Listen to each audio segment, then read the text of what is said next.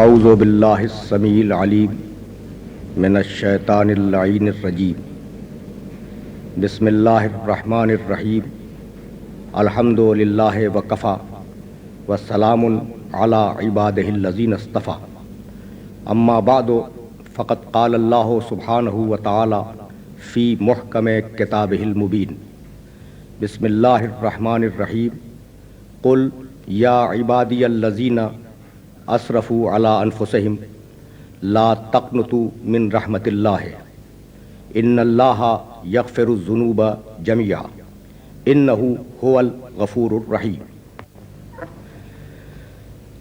عزیزان محترم،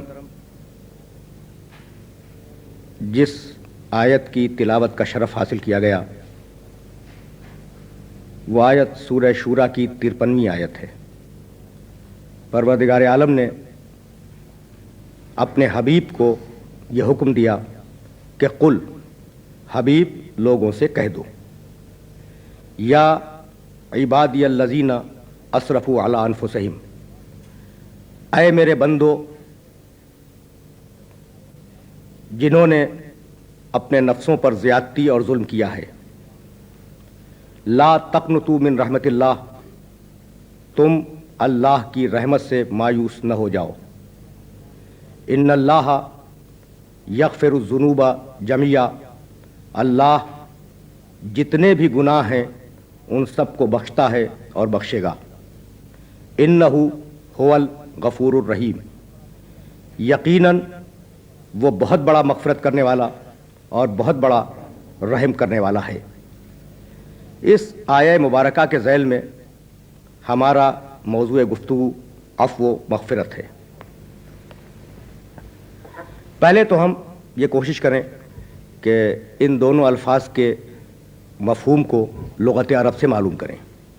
دو لفظ ہیں، عفو، مغفرت۔ لغت عرب میں عفو کے معنی مٹا دینا، کسی شے کا مٹ جانا، کسی شے کو ترک کر دینا، یہ مفہوم ہے عفو کا۔ مغفرت لغت عرب میں کسی چیز کو چھپا لینا، کسی چیز پر پردہ ڈال دینا۔ اصطلاح میں عفو کے معنی ایسا جرم جو جب سرزد کیا جائے تو مجرم اختیار میں آ جائے، قابو میں آ جائے، اور پھر اس مجرم سے انتقام نہ لیا جائے بلکہ اسے معاف کر دیا جائے، یہ ہے عفو کا مفہوم۔ مغفرت من جمیع الجہاد، اس کے سارے جرم اور اس کی ساری خطاؤں پر پردہ ڈال دیا جائے اور ان کی پردہ پوشی کی جائے۔ اگر آپ ملاحظہ فرمائیں گے قرآن مجید کو، یعنی یہ مطالعے کے بعد عرض کر رہا ہوں، جب آپ قرآن مجید کو ملاحظہ فرمائیں گے تو آپ کو اندازہ ہوگا کہ لفظ عفو بھی قرآن میں استعمال ہوا، لفظ مغفرت اور اس کے مشتقات بھی قرآن مجید میں استعمال ہوئے ہیں، لیکن ان دونوں میں ایک بڑا بنیادی اور باریک فرق ہے، اور وہ فرق یہ ہے کہ کسی ایک غلطی کو، کسی ایک خطا کو، کسی ایک گناہ کو معاف کر دینا یہ ہے عفو، اور مجموعی طور پر انسان کی غلطیوں سے درگزر کرنا اور اسے جنت کی ضمانت دے دینا یہ ہے مغفرت قرآن کی اصطلاح میں، جیسا کہ میری آئندہ کی گفتگو سے آپ کو اندازہ ہوگا۔ تو عفو کسی ایک غلطی کو معاف کر دینا۔ قرآن مجید نے پروردگار عالم کے اسماء حسنہ میں عفوٌ یعنی بہت زیادہ معاف کرنے والا یہ اسم استعمال فرمایا ہے۔ سورہ حج قرآن مجید کا 22واں سورہ ہے، اور اس 22ویں سورے میں پروردگار عالم نے اپنے لیے لفظ عفوٌ استعمال کیا۔ عفو کے معنی معاف کر دینا۔ میں نے ابھی آپ کی خدمت میں یہ عرض کیا کہ اگر کسی شخص نے آپ کے ساتھ تعدی کی، آپ کے ساتھ ظلم کیا، آپ کا کوئی حق غصب کر لیا، اور وہ آپ سے اتنا زیادہ مضبوط ہے کہ آپ اس سے انتقام نہیں لے سکتے، اسے سزا نہیں دے سکتے، اسے کسی قسم کا کوئی پنشمنٹ نہیں دے سکتے، اور پھر اگر آپ معاف کر دیں تو آپ نے کوئی کمال نہیں کیا۔ معاف تو آپ کریں ہی گے، اس لیے کہ آپ اس کے مقابلے میں اسٹینڈ نہیں کر سکتے، آپ کا کوئی موقف نہیں ہے۔ تو عفو کے معنی ہے آدمی کے اختیار میں ہو، آدمی کے بس میں ہو، بس میں اور اختیار میں ہونے کے بعد اگر انسان انتقام نہ لے تو یہ ہے عفو کر دینا، اور یہ ہے درگزر کرنا اس انسان کے اس ایک مخصوص عمل کے ساتھ۔ دو زاویے ہیں لفظ عفو کے. ایک زاویہ ہے خدا اور بندے کے درمیان عفو کا رشتہ, اور ایک رشتہ ہے بندے اور بندے کے درمیان. دیکھیے, ہمیشہ اس بات کو یاد رکھنے کی کوشش کیجیے کہ اگر کسی شخص نے آپ کے ساتھ کوئی ظلم کیا اور آپ کے اختیار میں ہے اسے پنشمنٹ دے دینا, تو قرآن مجید مناسب سمجھتا ہے, اس بات کو مناسب سمجھتا ہے کہ جتنا اس نے آپ کے ساتھ ظلم کیا ہے اتنا ہی, جتنا اس نے آپ کے ساتھ عقوبت کی ہے اتنی ہی عقوبت آپ اس کے ساتھ کریں. ہے قرآن مجید میں اس کا تذکرہ موجود ہے. سورہ نحل 16واں سورہ ہے قرآن مجید کا. وَإِنْ عَاقَبْتُمْ فَعَاقِبُوا بِمِثْلِ مَا عُوقِبْتُمْ بِهِ وَلَئِنْ صَبَرْتُمْ لَهُوَ خَيْرٌ لِلصَّابِرِينَ. آواز دی پروردگار عالم نے, وَإِنْ عَاقَبْتُمْ, اگر تم کسی کو نقصان پہنچاؤ, اسے عقاب کرو, فَعَاقِبُوا بِمِثْلِ مَا عُوقِبْتُمْ بِهِ, تو اتنا ہی اسے نقصان پہنچاؤ, اتنی ہی اسے سزا دو جتنی تکلیف اس نے تمہیں پہنچائی تھی. ایک اسٹیج, جتنا اس نے آپ کو پریشان کیا اتنا آپ اسے اس انسان کو پریشان کر دیں. اور اس کے بعد اب دوسرا اسٹیج, وَلَئِن صَبَرْتُمْ لَهُوَ خَيْرٌ لِلصَّابِرِينَ, اور اگر تم اس پریشانی پر, اس اذیت پر اور اس ظلم پہ اگر صبر کر جاؤ تو یہ عمل صبر کرنے والوں کے لیے بہترین عمل ہے. سورہ نحل 16واں سورہ قرآن مجید کا. اور اب پروردگار عالم نے سورہ شورا میں آواز دی, اور عجیب و غریب منزل پہ جانے کے بعد آواز دی. توجہات مبذول رکھیے گا. دیکھیے, ایک اصول یہ طے ہو گیا کہ آپ پر اگر کوئی شخص ظلم کرے تو آپ اس کے جواب میں حق رکھتے ہیں کہ اس سے انتقام لیں. یہ اصول طے ہوا. پروردگار عالم نے آواز دی کہ لمن غفر و صبر ان ذالک من عزم الامور, اگر کوئی شخص معاف کر دے, صبر کر جائے, تو یہ انتہائی عظیم عمل ہے جو شخص نے انجام دیا. یہ ہے 43ویں آیت سورہ شورا کی, اور 2 آیتیں درمیان سے چھوڑ کر اس سے اوپر کی آیت میں پڑھ رہا ہوں آپ کے سامنے, یعنی 40ویں آیت. درمیان سے 2 آیتیں میں نے چھوڑی ہیں, 41ویں اور 42ویں. وَجَزَاءُ سَیِّئَةٍ سَیِّئَةٌ مِثْلُهَا, برائی کا بدلہ یہ ہے کہ اتنی ہی برائی کرو جتنی برائی تمہارے ساتھ اس نے کی. یہ ہے قرآن مجید کا کریکٹر. جزاء سیئۃ سیئۃ مثلھا, اتنی ہی برائی تم اس کے ساتھ کرو جتنی برائی اس نے تمہارے ساتھ کی ہے. یہ ہے مقام عدل. وَإِنْ عَفَا وَأَصْلَحَ فَأَجْرُهُ عَلَى اللَّهِ, لیکن اگر انسان, وہ مظلوم انسان جس کے ساتھ برائی کی جائے, معاف کر دے اور مصالحت کا رویہ اختیار کرے, فَأَجْرُهُ عَلَى اللَّهِ, تو اس کا اجر اللہ کے اوپر ہے. إِنَّهُ لَا يُحِبُّ الظَّالِمِينَ, اللہ کو ظلم کرنے والے پسند نہیں ہیں. تو ایک اصول دیا قرآن مجید نے معاف کرنے کے سلسلے میں, اور وہ اصول یہ دیا کہ آپ کو یہ حق ہے. دیکھیے, انتقام لینا فطرت انسانی ہے. انتقام لینا فطرت انسانی ہے. انسان کی فطرت میں ہے یہ بات کہ اگر کوئی شخص آپ کو تکلیف پہنچائے, آپ جواب میں اسے تکلیف پہنچائیں. اور پروردگار عالم انسان کی کسی فطرت کو نگیٹ نہیں کرتا.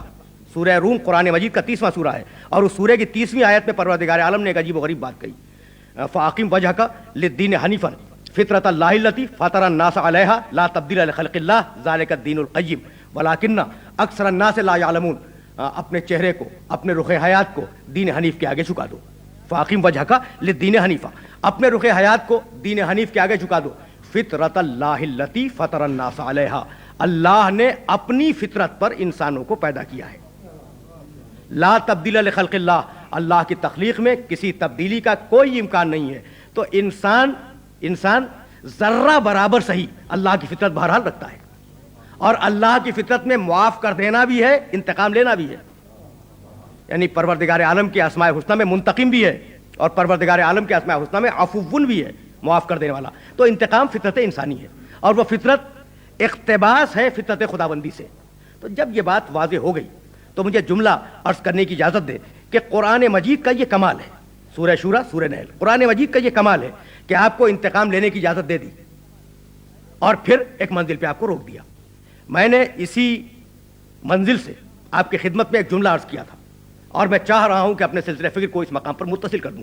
دیکھیے, حضرت عیسیٰ علیہ السلام کا ایک پیغام انجیل میں موجود ہے, اور وہ پیغام یہ ہے, میں سمجھتا ہوں کہ میرے سارے معزز سننے والے اس پیغام سے واقف ہوں گے. وہ پیغام یہ ہے کہ حضرت عیسیٰ علیہ السلام نے اپنے چاہنے والوں کو, اپنے ماننے والوں کو, اپنے فالوورز کو یہ پیغام دیا کہ اگر کوئی شخص تمہارے ایک رخسارے پہ تماشا مارے تو تمہارے اخلاق کا کمال یہ ہے کہ تم اس کے سامنے اپنا دوسرا رخسارہ بھی پیش کر دو.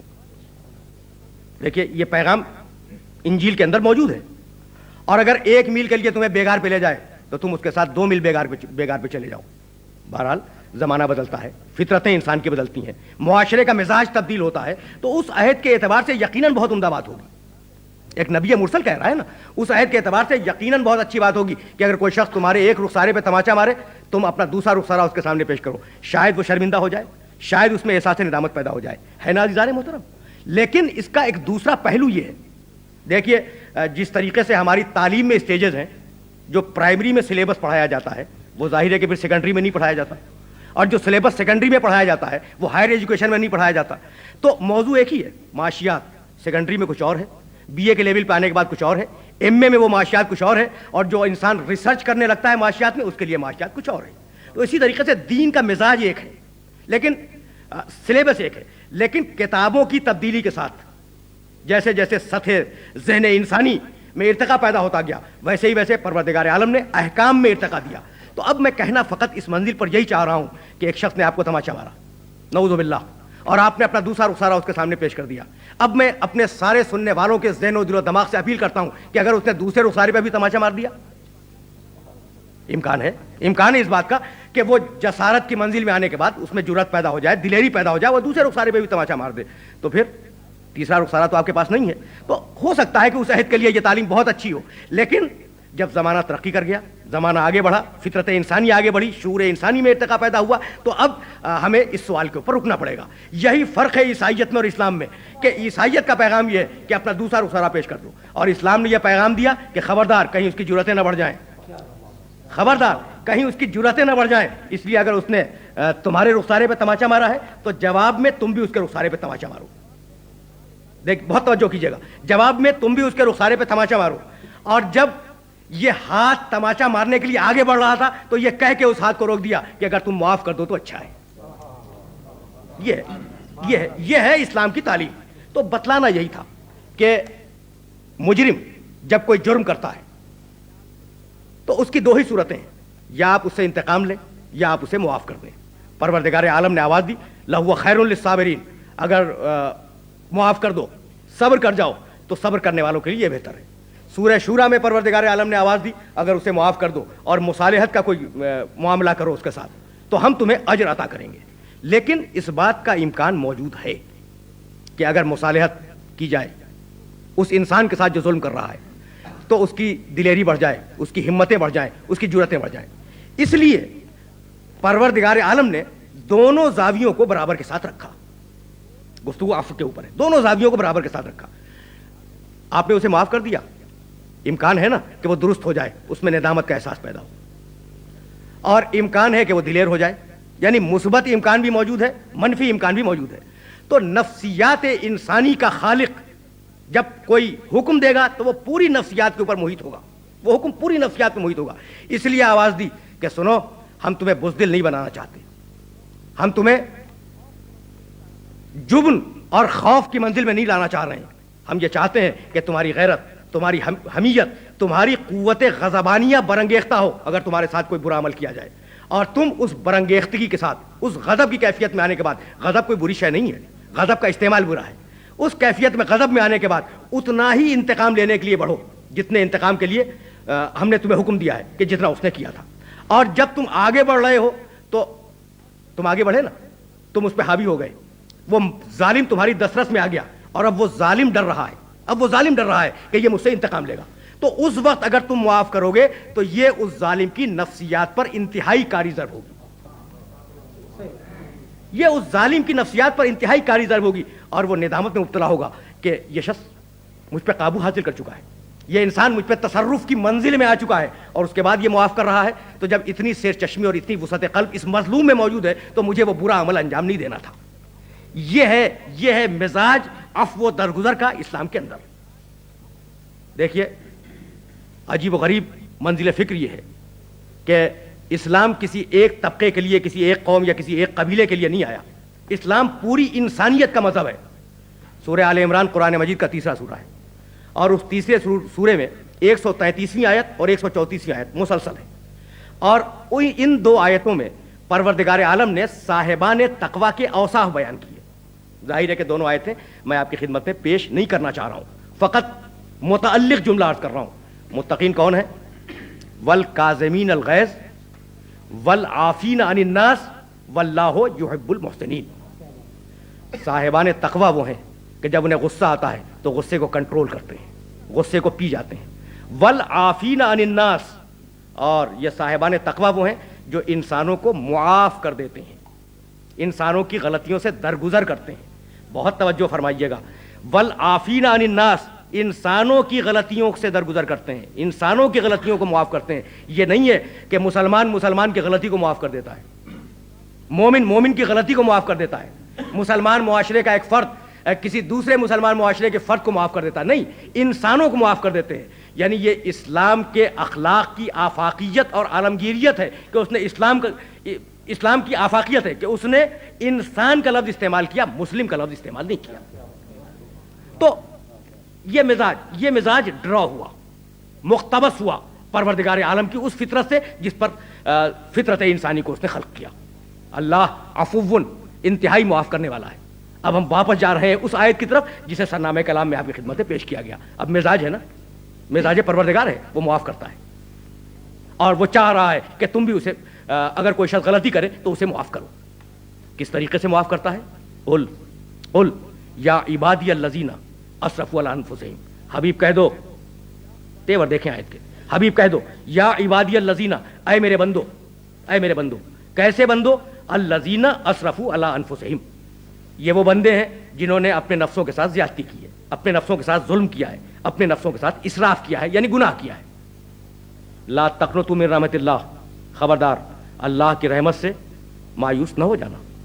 ان اللہ یغفر الذنوب جميعا، دیکھیے ذنوب جمع ہے ذنب کی، ذنب کے معنی ہے گناہ، جیسا کہ عام طریقے سے میرے سارے جاننے والے واقف ہوں گے، ذنب کے معنی گناہ۔ جب جمع کے اوپر الف لام آ جائے الذنوب تو اس کا مطلب ہوتا ہے استغراق۔ استغراق کے معنی ہے کہ اب کوئی گناہ باہر نہیں ہے اس دائرے سے، سارے گناہوں کو معاف کر دے گا، الذنوب سارے گناہوں کو معاف کر دے گا۔ اور اس کے بعد پھر ایک لفظ لگایا جمیعہ، یقیناً سارے گناہوں کو معاف کرے گا۔ یعنی دو مرتبہ پروردگار عالم نے سارے گناہوں کے متعلق گفتگو کی کہ مت گھبراؤ، اللہ کی رحمت سے مایوس ہونے کی کوئی ضرورت نہیں ہے، ہم تمہارے سارے گناہوں کو معاف کر دیں گے۔ انہ هو الغفور الرحیم، یقیناً وہی مغفرت کرنے والا ہے، وہی رحمت نازل کرنے والا ہے۔ تو عزیزان محترم، اس منزل فکر پر پروردگار عالم نے یہ آواز دی کہ ہم سارے گناہوں کو معاف کر دیں گے، سارے گناہوں کو۔ لیکن اسی قرآن مجید نے ایک منزل پر یہ آواز دی کہ پروردگار عالم شرک کو معاف نہیں کرے گا۔ اگر کوئی شخص شرک کرے تو پروردگار عالم اسے معاف نہیں کرے گا، اور شرک کے علاوہ جتنے گناہ ہیں انہیں معاف کر دے گا۔ لمن یشاء، جہاں اس کی مشیت ہوگی، جہاں اس کی مشیت ہوگی، جسے وہ چاہتا ہوگا اسے معاف کر دے گا، شرک کو معاف نہیں کرے گا۔ تو اب بظاہر تو یہ سمجھ میں آ رہا ہے نا کہ کنٹراڈکشن ہو گیا، ایک مقام پہ کہتا ہے سارے گناہ معاف کرے گا، دوسرے مقام پہ آواز دیتا ہے کہ ہم شرک کے علاوہ سارے گناہوں کو معاف کریں گے، شرک کو معاف نہیں کریں گے۔ تو یہ کنٹراڈکشن نہیں ہے۔ اصول تفسیر ہمیشہ یاد رکھیں کہ قرآن کسی مقام پر عام بات کرتا ہے، پھر کسی دوسری آیت میں اسے خاص کر دیتا ہے۔ یہ طریقہ ہے قرآن مجید کا، کسی مقام پر عام بات کی، پھر کسی دوسرے مقام پر جانے کے بعد اسی بات کو پروردگار عالم نے خاص کر دیا۔ یہ آیت جس کا میں آپ کو حوالہ دے رہا ہوں کہ اللہ شرک کو معاف نہیں کرے گا، باقی سارے گناہوں کو معاف کرے گا، سورہ نساء میں ہے، چوتھا سورہ ہے قرآن مجید کا، اور سورہ نساء میں 2 مرتبہ یہ آیت ریپیٹ ہوئی ہے، مکرر آئی ہے، اختتامیہ جملے کے فرق کے ساتھ۔ بھئی بات کیا ہے؟ تو بات عزیزان محترم یہ ہے، بات یہ ہے کہ جس طریقے سے توحید ساری نیکیوں اور ساری بھلائیوں کی بنیاد ہے، اسی طریقے سے شرک ساری برائیوں کی جڑ ہے۔ اس بات کو میرے ہمیشہ یاد رکھیے گا کہ توحید اصل ہے، مرکز ہے، بنیاد ہے، اساس ہے ساری نیکیوں کی، اور شرک بنیاد ہے ساری بدیوں کی اور ساری برائیوں کی۔ میں بات کو واضح کر دوں، ہم اور آپ شرک کا مفہوم تو جانتے ہیں نا، کیا سمجھتے ہیں؟ یعنی بدھ بنایا اسے پوج دیا، یہ ہے شرک۔ لیکن یہ تو شرک جلی ہے، شرک کی بہت سی وہ قسمیں ہیں جو ہمارے اور آپ کے اندر دوڑ رہی ہیں، جاری و ساری ہیں۔ افرایت من اتخذ الہہ ہوا، تم نے دیکھا کہ لوگ اپنی خواہش نفس کو اپنا خدا سمجھتے ہیں، یعنی کتنے ہم میں ایسے انسان ہیں، کتنے ہم میں ایسے انسان ہیں جو حکم الہی پر اپنی مرضی کو افضلیت دیتے ہیں. یہ بھی شرک کی ایک قسم ہے. تو پروردگار عالم نے آواز دی کہ ہم شرک کو معاف نہیں کریں گے. توجہات مقبول رکھیے گا، ہم شرک کو معاف نہیں کریں گے. بھائی شرک کو کیوں نہیں معاف کریں گے؟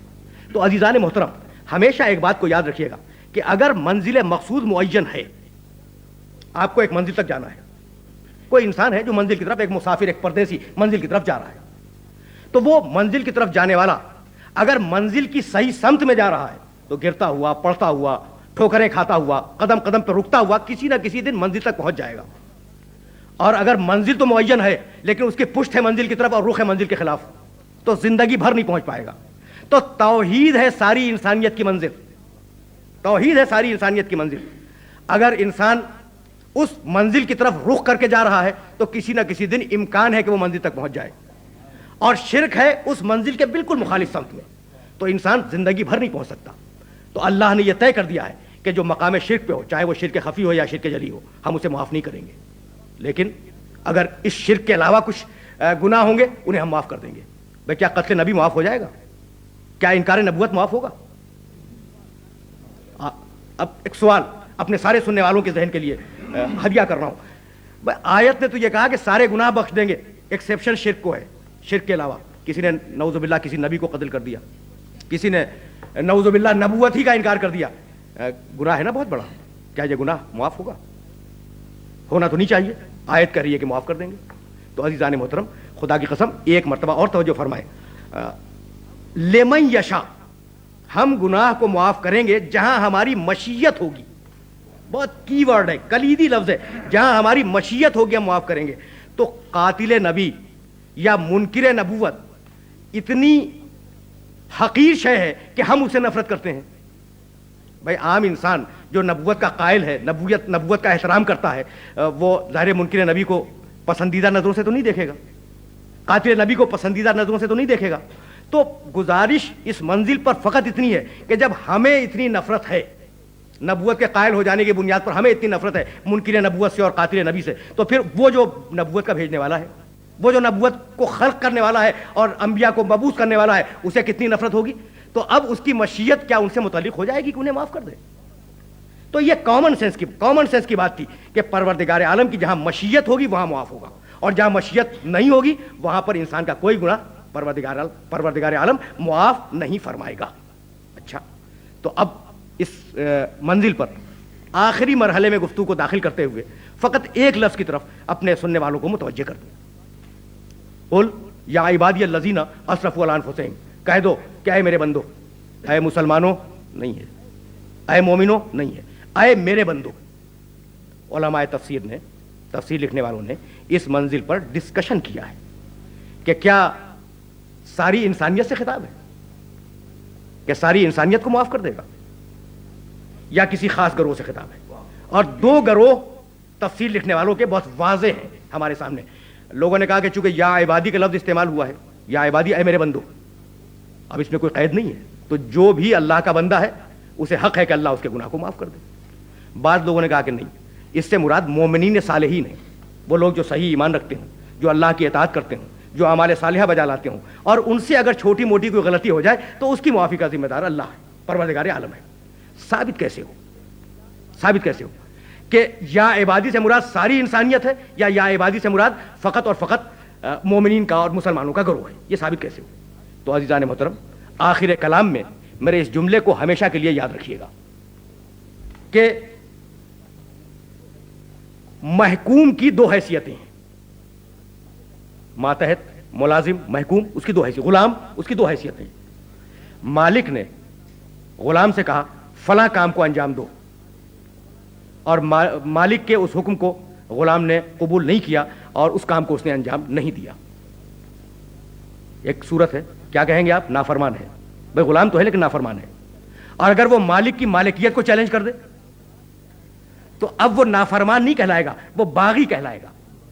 میرے اس بات کو ہمیشہ کے لیے یاد رکھیے گا کہ اگر مالک کی اطاعت نہ کرے کوئی غلام تو وہ ہے نافرمان، اور اگر مالک کے حق کے مالکیت کو چیلنج کر دے تو وہ ہے باغی. تو اب بہت قریب ہو کے یہ جملہ عرض کرنا چاہ رہا ہوں کہ پروردگار عالم کے آخری پیغام کو اگر کسی شخص نے قبول نہیں کیا تو وہ سلطنت الہیہ کا نافرمان نہیں ہے، سلطنت الہیہ کا باغی ہے اور اس کی بخشش کا کوئی امکان نہیں ہے۔ وآخر دعوانا ان الحمدللہ رب العالمین۔